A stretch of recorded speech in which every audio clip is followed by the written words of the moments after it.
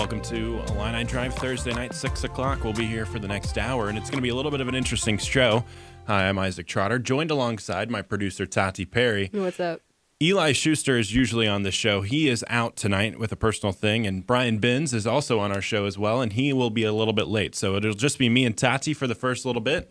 Hopefully Brian Binns gets here pretty quickly and we can get going with our show. But we have a loaded show today. Illinois football, of course, is taking on South Florida this weekend at 2:30 on Big Ten Network. That game will be played at Soldier Field in Chicago on Saturday. Tati and I will be heading up for the game. Tati covers the Illini for the Daily Illini. I cover Illinois football and recruiting for IlliniInquirer.com. So you can definitely read our stuff. Tati, what's your Twitter handle for people to follow you? Tati_Perry 14. That's TATI_P as in paw, ERRY, and the number 14. And you definitely want to follow her. You can follow me at Isaac_Trotter 2. We'll be giving you all the Illinois football stuff from Saturday. Got plenty to talk about there.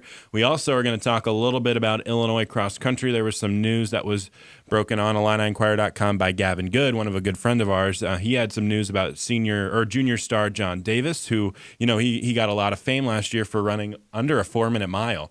And he will be redshirting this year. He has mononucleosis.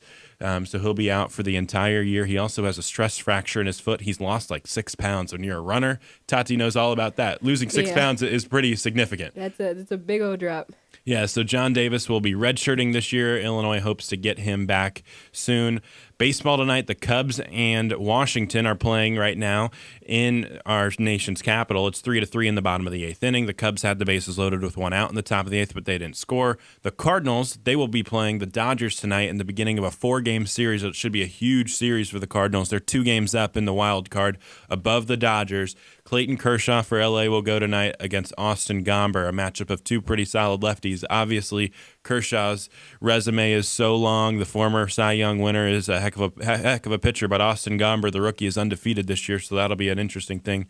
That game gets started at 7:15. Then tomorrow, the Cardinals and the Dodgers will play in Game 2. Walker Buehler will pitch for the Dodgers, and Jack Flaherty will pitch for the Cardinals, 2 of the best rookie pitchers in Major League Baseball.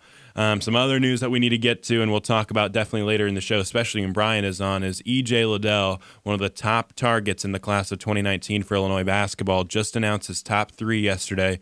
It'll be Illinois, Ohio State, and Missouri in the final 3, and that's a huge recruitment where Illinois definitely needs to try to win that guy. And he's a stretch 4 from Belleville West down south, down in Tati Perry's country. Yeah. Tati, you're from Edwardsville, right? So you know all about Belleville. E.J. Liddell. Yeah, you know all about E.J. Liddell. He's the Mr. Basketball winner as a junior in the state of Illinois. He's the favorite to win it again as a senior, one of the top recruits in the country. Top 100, no doubt, recruit would be a massive get for Illinois and for Brad Underwood. So we'll definitely chat about that with Brian Binns later in the show. But it's Thursday, and that means that Illinois football gets going in 2 days against USF, and this is a huge game. I mean, Illinois comes in 2-0.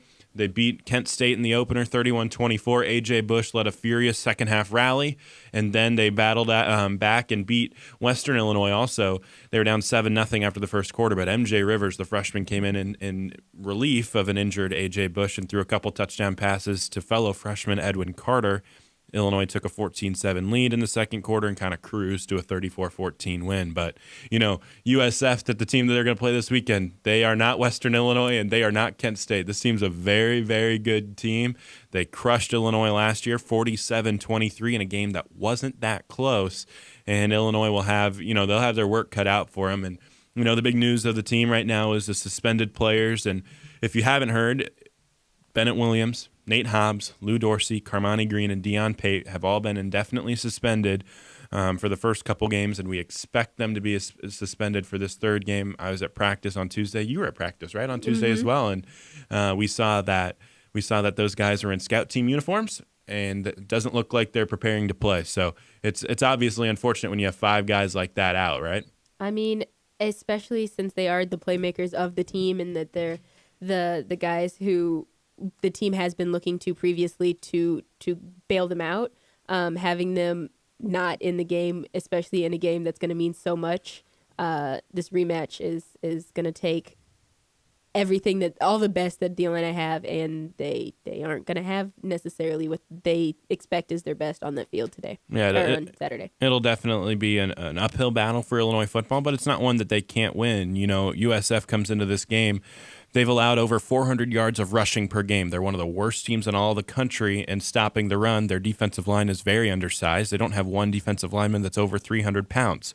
Illinois, on the other hand, has run the football very well. Yes, I know, against Western Illinois and Kent State, you can run the football well against teams like that. But at the same time, this Illinois rushing team can run the football. And Mike Epstein showed that a little bit. And Reggie Corbin and Rayvon Bonner have both had their moments. And when A.J. Bush is under center, he's one of the best runners on this team. And M.J. Rivers is also very capable running the football. So Illinois will be able to move the ball on the ground. It'll just be if that defense can stop them. And honestly, it's going to be really, really tough for them to do that.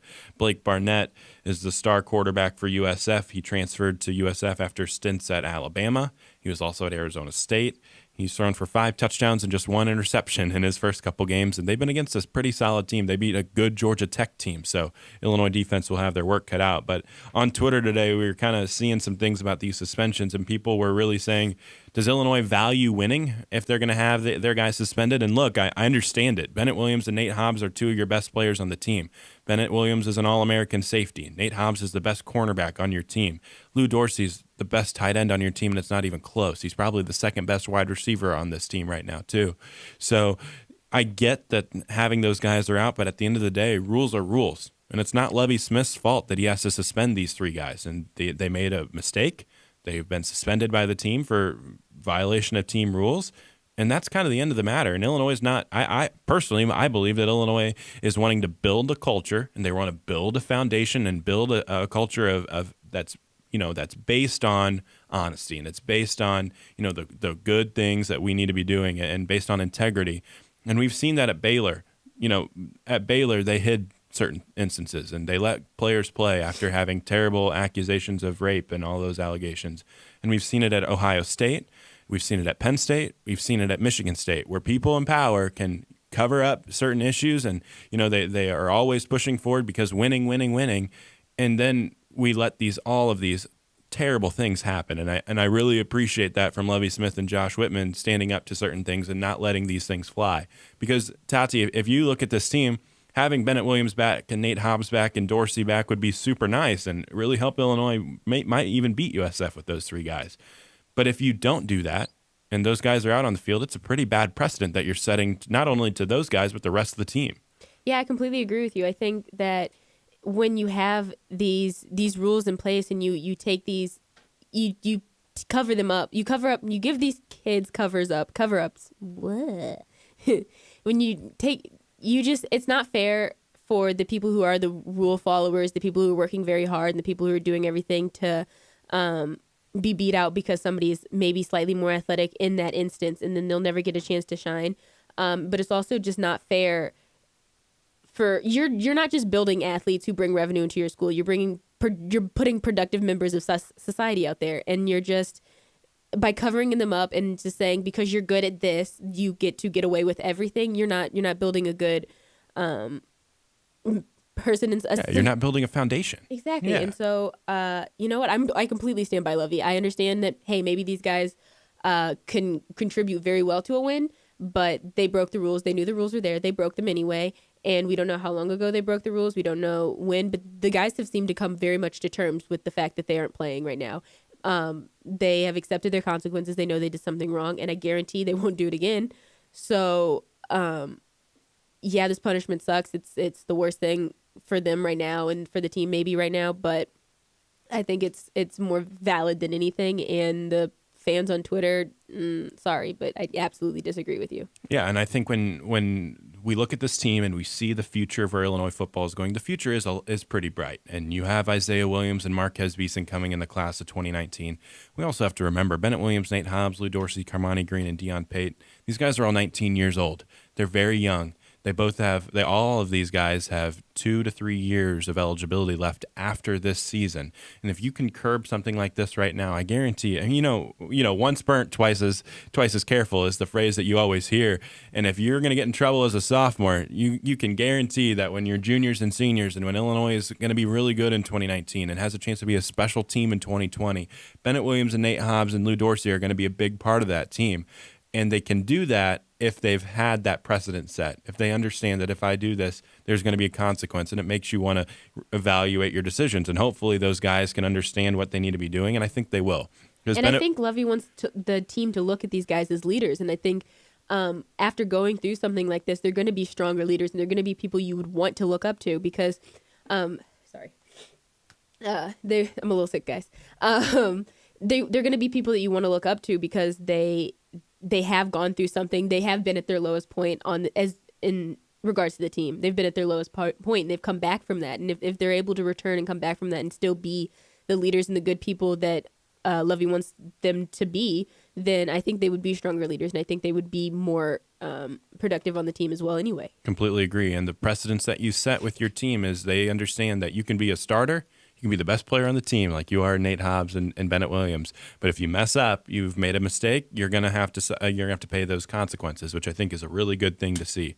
You also have Lovie Smith has been able to set a high standard of conduct, and that is something that you can sell to parents in recruiting. Because of course you're going to go out and you're going to talk to these parents, and you're going to sit down in some houses, and you want to sell them to your program, and that might be the difference. Because Michigan State and Ohio State and Penn State have all had these massive major allegations. Sometimes parents aren't going to want to send their kids to that. And if Lovie Smith can come in and say, "Hey, I run my program the right way, and I don't care if you're the best player or the worst player. If you make a mistake, you're going to pay the consequences, but it's not a death penalty, and you'll get to come back." That's something that you can show, and it'll also build character. Because we see these players, and sometimes I think we forget that they're human beings and that there's life after football, and the lessons that they can learn in football and the lessons that Lovie Smith can portray to them right now are things that they can use in their long lives. And eventually these guys are going to be dads. And they're going to be able to mold their kids, and it's not just a one game thing. So I think that we have to look at a bigger picture than Illinois might not win against USF on Saturday. And if Illinois doesn't beat USF on Saturday, it's not the end of the world. And we'll get back to football a little bit, because without Nate Hobbs and Bennett Williams, there has to be guys that step up in that secondary. And Michael Marquez, the walk-on, he's played safety. He might be Illinois' best safety so far this year, and he played very well against Western Illinois. Had an interception. He almost ran that back for a touchdown. He plays really downhill, which I really like to see from the safety position, and he's a guy that's had to step up. We hope Delano Ware will be back too, the freshman safety. He'll probably be in the mix alongside Stanley Green. And for these Illinois safeties, their big job this week is not let anyone get behind them, because USF has some athletes on this team, and they have some Florida speed is a legit thing. Their guys down in Florida can run, and USF has some athletes that can really stretch the field.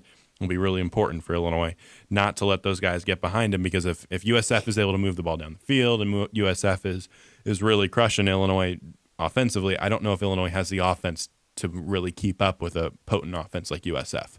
So that'll all get going on Saturday. We're going to take a quick break. When we come back, we'll dive more into Illinois football. We're going to talk a little bit Illinois offense and what to expect from this team. Also, later in the show, we're going to be talking some E.J. Liddell. Illinois basketball has some big stuff. So stay with us on Illini Drive, WPGU 1071.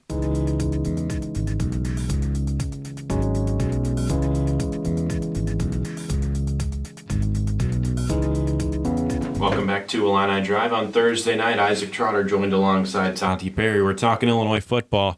They will battle USF, and it's a battle of two unbeaten teams, Illinois 2-0, USF 2-0. So we're what we talked about in the first part of the show, we talked a little bit of Illinois cross country. Junior star John Davis is going to be out for the rest of the season. He has mono. He also has a stress fracture in his foot. Big loss for the cross-country team. Talked a little bit of baseball. The Cardinals and the Dodgers are just getting underway right now. They're in the top of the first inning. The Cubs and the Nationals are in the bottom of the ninth, still tied at 3. Pretty key game for both teams right there. But Illinois football is the big story. USF has been really, really good so far in their first 2 games offensively, but defensively they've had a little bit of issues, and Illinois offense could be able to move the ball on the ground. And really, it starts with Mike Epstein, because Mike Epstein, the sophomore running back, he's coming off that stress fracture off of his foot, which is a concern and something that Illinois is really trying to take an eye, or keep an eye on him about. And what they want is they wanted to limit his carries for the first couple games, which they did. He only had 8 carries against Western Illinois. He didn't even touch the ball until the beginning of the second quarter. So he didn't even play in the first quarter, basically. So Epstein has been that guy, though, that has the ability to beat a team like USF. USF can defensively can run around a little bit, but they're undersized up front, and Epstein is easily, it's not even close, the most explosive running back on this Illinois roster. So I'd expect his numbers to go up a little bit, and that's something that we need to keep an eye out for there. He's only had 8 carries against Western Illinois. I think he had 9 in the season opener against Kent State, but he'll definitely probably get up to 13 to 15 carries, maybe 17 touches at most. They'll also mix in Reggie Corbin and Rayvon Bonner, but it'll be interesting to see how the run game works, because Ricky Smalling is supposed to be back, which is a big key, but this wide receiver group is so unproven, and that's a major problem. And if A.J. Bush is under center and it nicked up at all, you probably are going to worry about if he can run in this wide receiver group with, you have Sam Mays, which I think is a given, and you have Ricky Smalling, who's a given. But after that, I mean, who's the third wide receiver? Just got a lot of problems there. Yeah, you kind of just, after those two, you got to go to the runners. You have to go to the running backs. Which is why, when we look at this wide receiver group, it's a position that I felt pretty good about at the beginning of training camp. Mike Dudek was pretty good. I thought the Dominic Stampley, Carlos Sandy would mix in. Justice Williams had some really good, showings throughout training camp, but Mike Dudek obviously goes down with the knee injury that'll sidelight him for the rest of the year. Edwin Carter, the fantastic freshman who had the 2 touchdown catches against Western Illinois, he gets hurt on that second touchdown catch. He'll be done for the rest of the year. And so with Lou Dorsey already out, this wide receiver group looks really rough because, Justice Williams is a very, big-bodied wide receiver, 6'3", 215 pounds, but he's still making that transition from linebacker, and he hasn't been able to get open. And that's a problem. He needs to be able to create separation. And Dominic Stampley and Carlos Sandy are both guys that are shifty and fast, but they really haven't been able to get open as well over the middle of the field in replace of Mike Dudek. So that's another issue as well. So this Illinois receiving group is really, there's some big question marks there outside of Ricky Smalling and Sam Mays. You need somebody to step up. Now, you have guys who could do that. Trenard Davis is one we haven't talked about a little bit. He's a junior. He's older. He looks like a grizzled veteran, but he can get open a little bit. I think he has like the full beard already. Like his beard is almost as good since freshman year. Right, it's almost as good as Lovie Smith's beard. I mean, Tati, what would you say, Lovie or Trenard Davis? Ooh, that's a close one. I mean, Lovie's got the fantastic color. It's white. Yeah, it's got the white beard, and that's just the coolest thing in the world. But Trenard really comes in a close second because the thing's just been there since we got here freshman year. He's just been rocking that thing, and it's amazing. You know what? Go him. If you can do that, that'd be awesome. Maybe dye it white, see what happens. Yeah, so Trenard Davis is a guy that'll need to step up, but Illinois offensively is going to have to run the football against USF if they want to be successful. And really, that starts up front. And Tati, when you look at this offensive line, they haven't been terrible in the first 2 games. Like, they've been okay. As long as they avoid injuries, they've been pretty solid. Honestly, the most shocking thing about this team this year has been the offensive line. They have been giving pretty great gaps for the running backs to get through, and they've been doing a pretty good job at making sure that the receivers are open. And in comparison to the last few years, I think that's the biggest improvement that we could have even hoped for, was having this offensive line that actually is coming together, and they seem to be on the same page. They seem to gel, right? Yeah, it's fantastic. Yeah, and coming into the year, coming into training camp, offensive line was easily the worst position group on the team, in my opinion. You look at this team and you see 4 sophomore offensive linemen and you go, yikes, but they've really stepped up and really been very solid. And, I'm still worried about them depth-wise just because they don't have, outside of those top 5 guys, they don't have that depth. But Vidarian Lowe at left tackle has been absolutely fantastic. And this is a kid last year who was over 360 pounds when he got on campus. Barely played at the beginning of the year due to an injury. He finally hops in against Iowa and looks awful. But he has transformed his game in the offseason. He's transformed his body. He's down to 310 pounds, and he's been the best offensive lineman on the team. Alex Palczewski, the other sophomore right tackle, has been really, really good as well. He had a rough first game against Kent State, and he'll tell you that.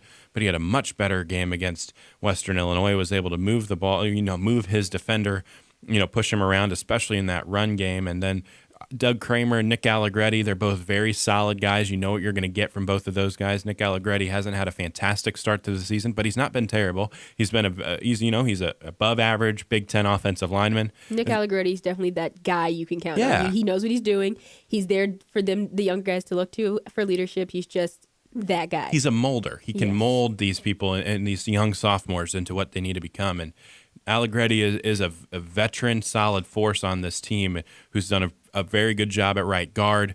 And then the other spot, Kendrick Green makes that switch from defensive line to offensive line, and he hasn't been fantastic. But if he's your worst offensive lineman, that's not the worst thing in the world because he is very strong. He is a former 4-star athlete out of Peoria, 4-star recruit out of Peoria. He's really strong, really good in the run game. He still has plenty of work to do in the pass game, but that'll improve as he gets more time there. And remember, he's only played 2 games at offensive line, so he's still definitely getting his feet wet, still getting comfortable playing on the offensive line. But this offensive line has been a pleasant, surprise. So, Tati, here's a fun exercise for us to do. When we look at this team, we thought that safety and cornerback would be a position of strength for this team. Mm-hmm. Well, with Nate Hobbs out and Tony Adams injured and Cam Watkins out for the first half of this next game and Bennett Williams also out, those people have dropped. And there's been some, there's some positions that have surprised you in a good way, and then there's positions that have surprised you in a bad way. What's a position that you think on this team that you had low expectations for at the beginning but have really surprised you in a good way? I mean, like I said, the offensive line. Yeah, that's the number one. Keeps me. I've been watching the Illini for a few years now. Wasn't really a big. She knows her stuff.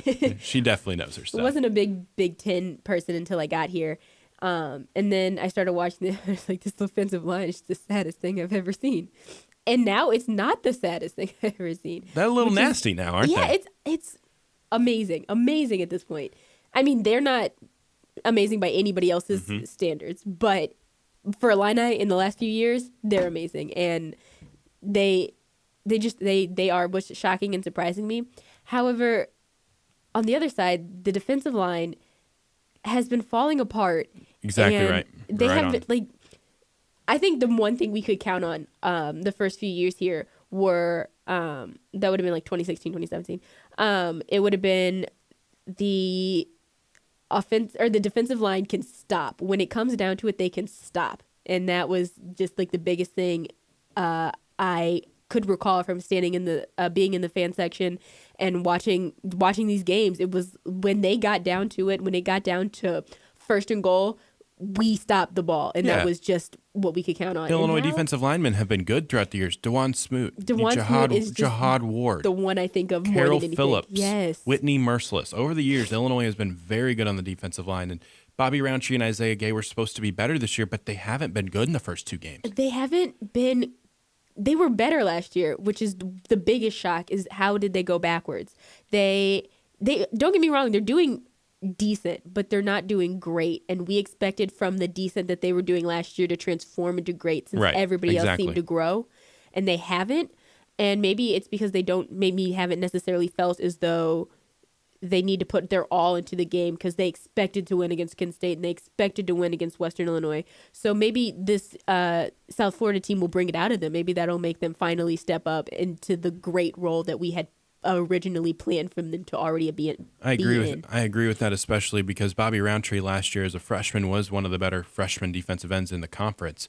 And this year I predicted that he would be the Illinois defensive MVP, and he hasn't been that through the first 2 games. He's played okay, but only 1 sack so far. And a big reason for this, and let's not avoid this, but a big reason for this is people know about Isaiah Gay. People know about Bobby Roundtree now. They know how to scout them. They know how to game plan for them.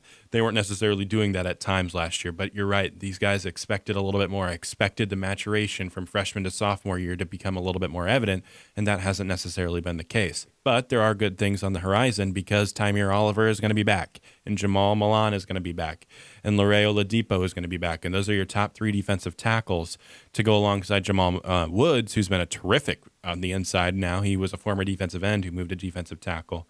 This defensive line is going to have a little bit more experience coming back. They'll have guys that can really get after the quarterback and maybe can take the pressure off of Roundtree and Gay, and that'll be interesting to see. But You're right, bringing up the defensive line, and another position that I thought would be better that really isn't is tight end. And obviously, without Lou Dorsey, that's a major issue. But Daniel Barker hasn't made a catch for you this year, and neither has Bobby Walker and Austin Roberts. This whole tight end group hasn't given you one catch throughout the first 2 games, which is a problem for me because, with Dorsey here, you expected that to be a position of strength. And I thought that they had good depth there, and they've been very solid blocking. No, don't get me wrong. They've been very good blocking. But they have to be able to give something in the pass game, too. And Daniel Barker dropped a touchdown pass against Western Illinois, and that was a really good ball by MJ Rivers down the seam. So Illinois will need to get more contributions out of that group. And when Dorsey's back and you have Dorsey and Barker together, that's a very good tight end group. But the position that surprised me in a good way has been linebacker.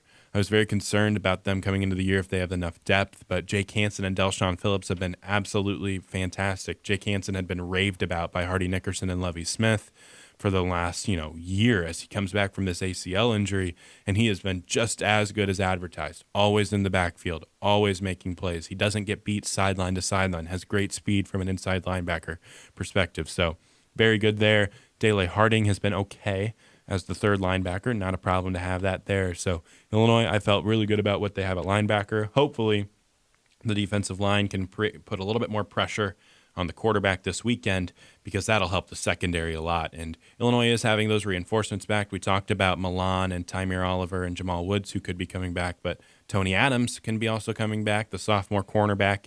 He'll likely start at corner this week. Was he practicing? Yes, he's been practicing this week. He had a club on his right hand. We heard that he broke his hand, so he has a club on his hand. He should be back to go, ready to go. Sidney Brown is another one that we're not sure if he'll be back. He's been probably the second best freshman defensive back so far. He is in the concussion protocol. We'll see if he's a good to go. Delano Ware should be back for Saturday as well. So this Illinois team, at one point through the first 2 games, Illinois had 15 no-doubt rotational players out, including 8 no-doubt starters. So you're starting to get to see a little bit more about this team because through 2 games, we haven't learned that much. Yeah, I mean, it's not a fair assessment of what our team is because we haven't been able to see our team.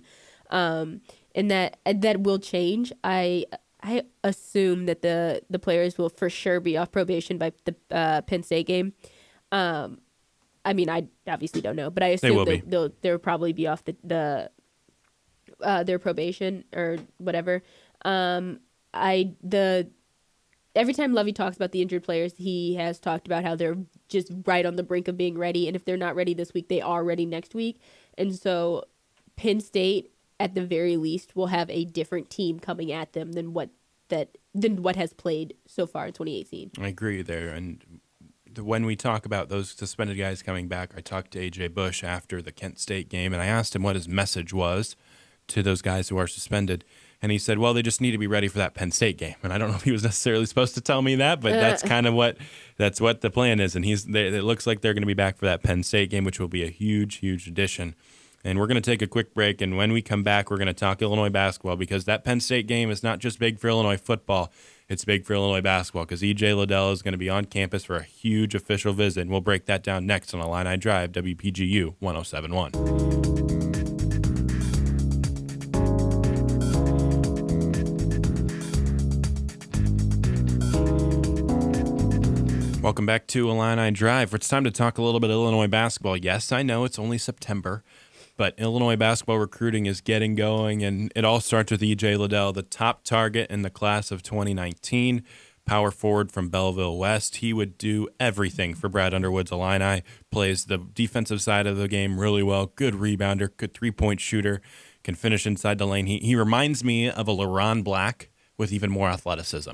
And LaRon was able to put together a heck of a season for Brad Underwood last year, and that's what I think that a guy like EJ would be able to do for not just 1 year. He'd be a 4-year type of player like that. But EJ named his final 3 teams, Missouri, Illinois, and Ohio State. And right now it feels like it's an Ohio State and Illinois battle. But there's also some Missouri team. Like, he's from down south. He's from St. Louis, that area. Missouri is definitely in that mix for him too. So it'll be an interesting thing who gets him. But he decided he'll be coming up here for a visit on the 21st, which is massive. Illinois plays Penn State at 8:00 on Friday night, that game, and he'll also and EJ would also be on campus for a visit. He will be here with Oscar Shibwe, who's a 5-star big man. Illinois is kind of basically saying, well, let's just shoot our shot with them. Illinois is in their Final Four with Kentucky. I also believe that Kansas is in Shibwe's Final Four, and West Virginia too. So those 3 teams are also battling Illinois for Shibwe. And then top 100 wing Terrence Shannon Jr. will also be on campus for that weekend as well. So Illinois is hosting 3 big-time prospects. Terrence Shannon, he played for the Mac Irvin Fire up in Chicago. He was teammates with Khalil Whitney, who Illinois was fully in on, who eventually got an offer from Kentucky and decided to go there. Can't blame the kid for doing that. He was one of the top 25 prospects in the class of 2019, and Illinois was heavily involved with him. But Terrence Shannon Jr. committed to DePaul. A week later, he decommitted. And so, that recruitment's kind of wide open right now, but Illinois is getting back involved there. But when you look at E.J. Liddell and you see what type of fit he would be for this Illinois team, he would do everything, because Trent Frazier and Ayo Dosunmu are very solid guards that Illinois has. And you have some wing players in Tevian Jones and DeMonte Williams and Kipper Nichols, who are very, very good wings. But Illinois has struggled finding that big man, and E.J. Liddell would be the big man of the Illinois future. And, he doesn't play the 5. He'd probably more play the 4, but he can also, you can go small ball and play him at the 5 just because he has an outstanding vertical, has an opportunity to, he blocks almost 6 shots a game in high school basketball, which is pretty outstanding, and he's a heck of a player. And Illinois has been all over him since a long time. Illinois was one of Liddell's first offers, and Liddell played at the Peach Jam Invitational, which is one of the best things for AAU. He plays with the Brad Beal team, and he plays with St. Louis Eagles, my bad. And he averaged 14 points a game, 9.2 rebounds, and 2.4 blocks, and people came out of that saying, yeah, he didn't really play that great. So that kind of tells you a little bit of what he can be, and he is a heck of a player. And, EJ is also tight with another one of Illinois' top prospects, Drew Timme, who's a center that Brad Underwood absolutely loves. So this visit is massive. And, EJ has been recruited so hard for so long, and there's a little bit of he's tired of the process. He's tired of being recruited, and he's ready for it to be over. And it looks like Illinois is going to be the last visit, which is huge. The last official visit is absolutely massive. Most often, the team who gets the last official visit usually tends to land a kid. That's what happened with Jalen Brunson. Back in the day, he came and visited Illinois. Everyone thought he was going to come to Illinois. Well, Villanova gets involved. Once that last visit, he goes to Villanova, picks Villanova. That's how it works. And so E.J. Liddell will be here on the 21st. Huge visit, last visit for him, and then the plan is a late September or early October decision. So you're talking probably like 9 to 10 days after that happens. So Tati, when you're from Southern Illinois, Illinois had the Mark Smith thing, who was from your high school down in Edwardsville. That didn't go so well, but what would it mean to you as a St. Louis native to see a guy like that come to Illinois and be a chance to be a 4-year starter? I wasn't a big my school hates Belleville West, so we didn't exactly cheer him on. And he's 3 years younger than me, so we didn't necessarily cross paths. Yeah, we didn't really cross paths. But last year, when I worked as the assistant sports editor, the sports editor at the time, Cole Hankey, loved E.J. Liddell so much. We spent an inordinate amount of time watching his highlights, and I think to have him come up, stay in state and then come up here, that would be such a big deal for... It's a program changer. Yeah, honestly, yeah. And I think with the Mark Smith disappointment, I think E.J. Liddell could redeem Southern Illinois. Yeah, and when you see E.J. Liddell and you wonder what his commitment would mean to Brad Underwood, it would be massive on multiple things. First of all, he's a Mr. Basketball winner in the state of Illinois. Yeah, that's already fantastic. Kind of a big deal. And he has a chance to be a back-to-back Mr. Basketball award. He was able to beat Taylor Horton-Tucker and Ayo Dosunmu for Mr. Basketball in the state of Illinois, which says a lot because Taylor Horton-Tucker is one of the best prospects in the country. He went to Iowa State. He'll be fantastic for them. Obviously, Ayo Dosunmu picks Illinois, who's going to be a top point guard for Illinois for a very long time, too. So that's going to be a really big thing if Illinois is able to land a guy like E.J. Liddell. And the thing that would also be nice is you're kind of screwing 2 teams that you're going to play regularly. Missouri, if you beat Missouri, that bragging rights game is going to be a big deal. Obviously, Ohio State, you have matchups with them 2 times a year, so it'd be a pretty big win for Illinois. On the court-wise, his fit would be flawless. He can handle the basketball. He can shoot the three. Really good in the mid-range game. Obviously, if you look up his highlights, you're going to see some big-time dunks. So that would be massive too. But I just think there's been a piece of a puzzle that's been missing, Yep. and I feel like EJ Liddell fits that piece so well. I think he is that piece of the puzzle. And Illinois kept Jamal Walker from John Gross's staff partially because of how tight he was with EJ Liddell. That matters. They've been very tight. They've known his parents for a very long time. And Jamal Walker was down in St. Louis, down in Belleville, having a one-on-one with him in his house yesterday. That's a big deal, an in-home visit. And Illinois has been establishing that relationship. And one thing that Brad Underwood did that was different is he sent him a 3-page handwritten letter to EJ. And basically telling him, hey, this is why we want you. This is the fit that you would be on the basketball court. We care about you. You're not just a player to us. You're the player to us. And if EJ is the number one guy and EJ is here in the class of 2019, that's a heck of a start for Brad Underwood's staff. Obviously, there's a lot of work to do, and when you see this team, you're going to need a couple big men. And if you're able to get EJ, that would help a ton with a guy like Drew Timme, who's a top 100 recruit out of Texas. And Brad Underwood was the first guy to offer him. So this recruitment with EJ Liddell has, feelers everywhere. It looks good in state. It looks good down in St. Louis, where there's some talent coming up behind it. It looks good with Brad Beal Elite, where he plays in AAU. He's just a program-changing player that would help Illinois take that step from being, a perennial, 4-14 in the Big Ten last year to becoming a much better team. Because in basketball, you can change a program in a snap of a finger. And get a guy like EJ, add him to the mix with Trent Frazier and Aya DeSumo. That's a playoff. That's a NCAA tournament team. That's a team Easily. that's a team that can compete at a really high level. It'll be really huge to see if Illinois can close that down. But let's not underestimate the other two guys who are going to be on campus next weekend too. Oscar Tshiebwe, 5-star big man, freak, top 100 prospect, top 40, I think, in the country for the class of 2019. He is athletic, runs the floor well, good defender, good rebounder, heck of a player there. And then Terrence Shannon Jr. is an athletic wing, can really push the floor too. He's one of those guys that doesn't necessarily have the highest offensive game quite yet. He's more one of those like run out and transition, go dunk on three people type of player. 6'6", lefty. Has the ability to turn into a pretty good defender. And then you let that offensive game develop. As of right now, he will be going down to IMG Academy down in Florida for 1 year of prep school, which should help him become more of a player. Not necessarily just a guy who can count on for dunks, but more of an offensive guy who has more in his repertoire and should be able to compete on multiple levels on the offensive side of the basketball. So it'll be a big weekend, electric weekend next weekend. Obviously huge for Illinois football. If Illinois leaves Saturday and leaves Chicago on Saturday 3-0, that'd be the first time since 2011 that they'd be 3-0, and then they would go into a Penn State game. That's games that's probably going to be sold out. Add in 3 big-time basketball recruits, and we're talking about one of the best recruiting weekends / Illinois football and basketball weekends in a really, really long time. Got a lot of what ifs in there, though. That is a lot of what ifs. We're going to take one final break, and when we get back, Tati Perry and I are going to give our score predictions from Illinois and USF. The football game that's happening on Saturday at 2:30. We'll give you one defensive player to watch and one offensive player to watch, so stick around with that on WPGU 107.1.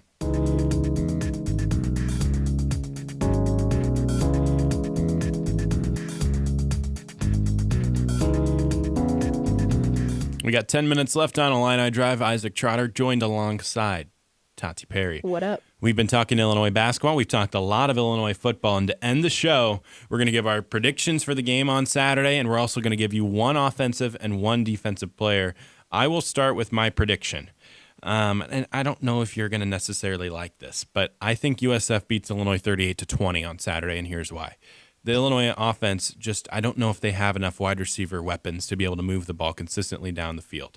Second of all, I think this defense is going to be in for a world of hurt against a really fast USF team. They're fast, they're athletic. They got a quarterback that's throwing, just under he's completing just under 70% of his passes. That's insane. He's also running the ball over 5 yards a carry. And if you watch the season opener against Kent State, Illinois tends to struggle with quarterbacks that run and pass. Like dual threat quarterbacks give him a hard time. Woody Barrett, the Kent State quarterback, he threw for 270 yards. He also rushed for over 100 yards, and he combined for 3 touchdowns himself against Illinois in the season opener. So I don't see Illinois competing too well in this game. I just think that this is a bad matchup for Illinois, and without those suspended guys, it's going to be a really big challenge. And without those suspended guys, it'll be a challenge, and hopefully you get them back for Penn State, which you can see if you can compete at a little bit of a higher level. But Tati, what is your score prediction? In the nicest way possible, this is going to be a slaughter. You heard it here first. We'll be blaming you on Tuesday when we have to talk about this. I accept the blame because unfortunately I will be right. I think that we are going to get points on the board. I think that is going to happen because they do have a bit of a weaker defensive line, but so do we. And their competition with their weak defensive line, they've still been able to, pull through and come up. Our defensive line can't do it. There's no other way to say it. And they also have a much stronger offensive line.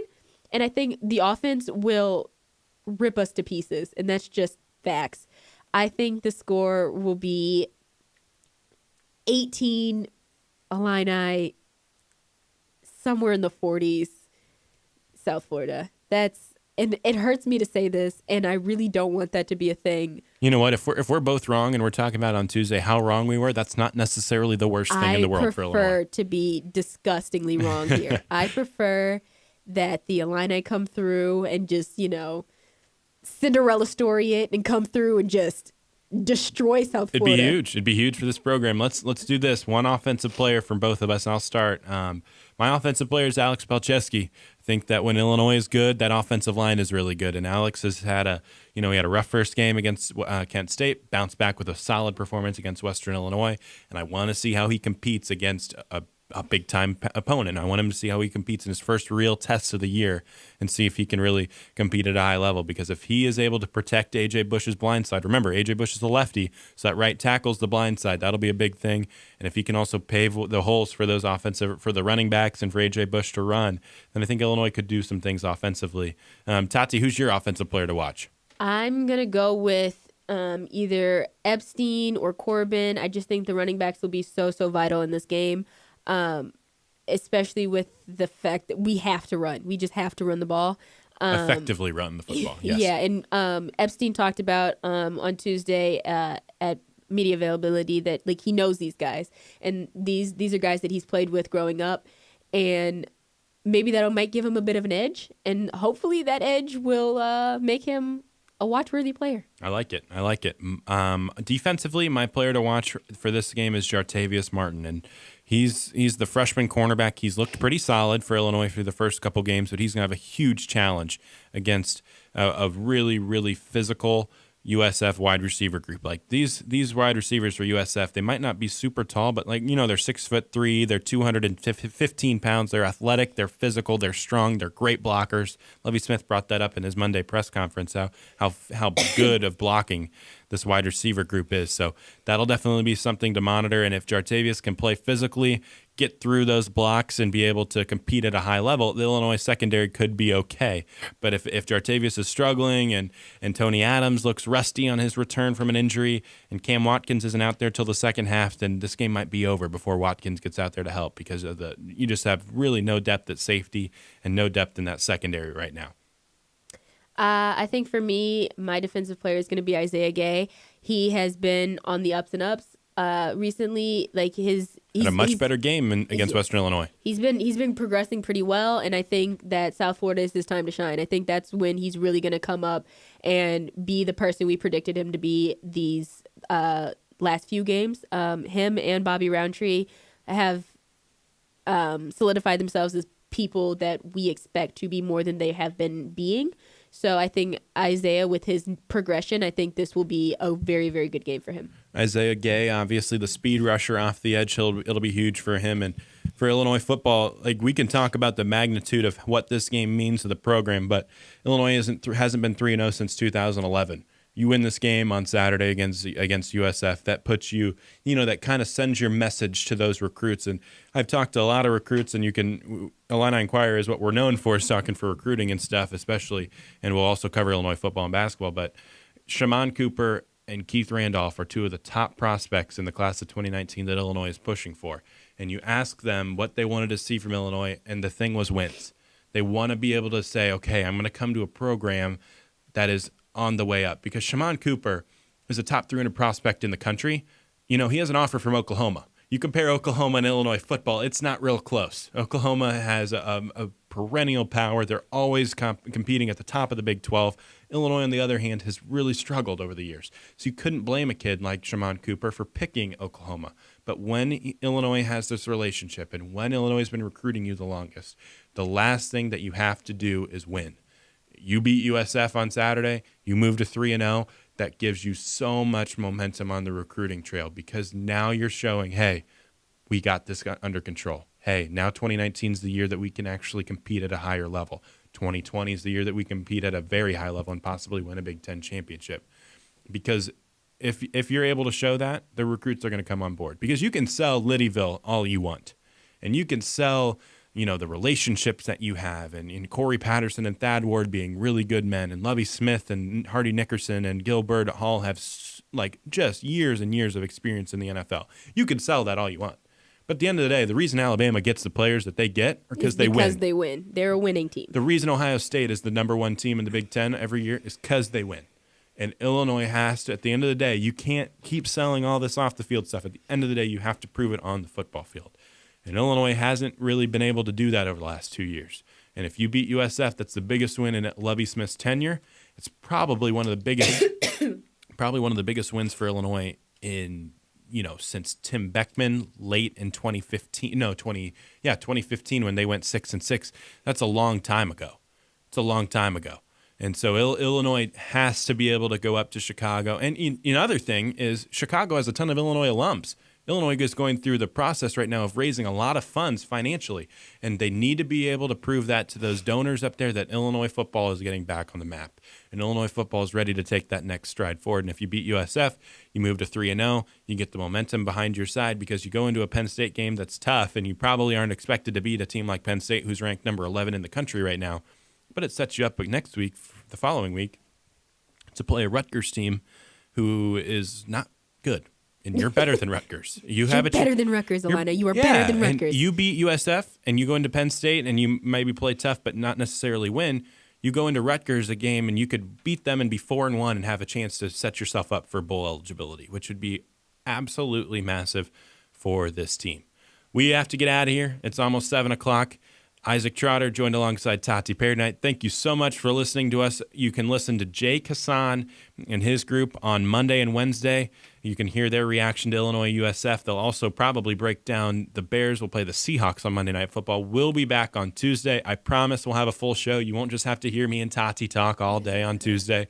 But we'll have the full show back. We'll break down the Bears and the Seahawks game from Monday Night Football. We'll break down Illinois USF. We'll probably talk even more E.J. Liddell and talk a little Illinois and Penn State. So join us next Tuesday at 6 o'clock for Illini Drive. You've been listening to Illini Drive on WPGU 107.1. Have a great night, everybody.